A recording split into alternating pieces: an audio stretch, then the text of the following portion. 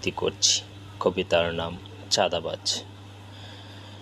স্বাধীনতা কবে কেমন করে কোথায় পেলাম ভাই, এক সেকেন্ডের নিরাপত্তা যে আমার দেশে নাই।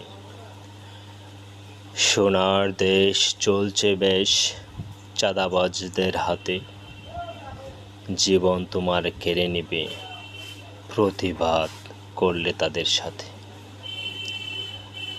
চাঁদার টাকা না দিলে জীবন নিবে কেড়ে,